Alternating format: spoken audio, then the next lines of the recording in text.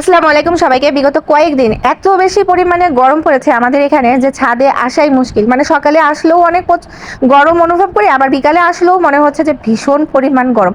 আর সূর্যের তেজ যা, মানে দিনের বেলা দুপুর এই সময় আসা মানে এখানে মনে হবে যে হিট স্ট্রোক করার মতো অবস্থা। এতটা বেশি গরম পড়েছে। এই কয়েকদিন আমি এমন সময় গাছে পানি দিচ্ছি যে সময় সূর্যের তাপটা একদমই কম। সকালবেলা আসতেছি আর একবারে বিকাল মানে সন্ধ্যা লাগার কিছুক্ষণ আগে আসতেছি।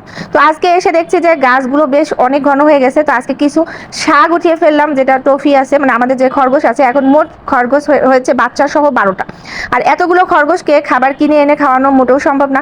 তাই আমি মাঝে মাঝে আমাদের যে সবজি আছে সেই সবজিগুলো উঠিয়ে নিয়ে যেয়ে তাদেরকে দিই, যাতে করে তাদের একটু হলেও মানে খাওয়ার যে চাহিদাটা এটা কিছুটা হলেও মিটে যায়।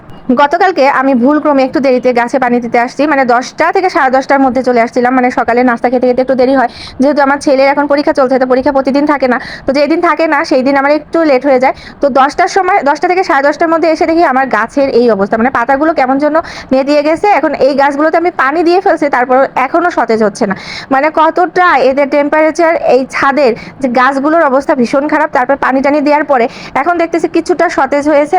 আর এখন যেটা আমি করি, একদম ভোরবেলা এসে বেশি করে গাছে পানি দিয়ে যাচ্ছি, আবার ঠিক সন্ধ্যা নামার কিছুক্ষণ আগে চলে আসতেছি গাছে শুধু পানি দেওয়ার জন্য। কারণ এই গাছগুলোকে বাঁচিয়ে রাখার জন্য এখন এই মুহূর্তে পানি ছাড়ার কোনো বিকল্প পদ্ধতি নাই আমার কাছে। এই গাছগুলোকে বাঁচিয়ে রাখার জন্য বৃষ্টির পানি খুবই দরকার, কিন্তু বৃষ্টি হচ্ছে না। এমনি হালকা বাতাস টাতাস আজকে ছিল, কিন্তু বৃষ্টি ছিল না। আর এখানে প্রথম লিচু আর আম কারা কারা খেয়ে ফেলেছেন আমি জানি না, তবে হচ্ছে আমরা আজকে প্রথম খেলাম। মানে লিচুটাও আজকে প্রথম খেলাম, আমটাও আজকে প্রথম খেলাম।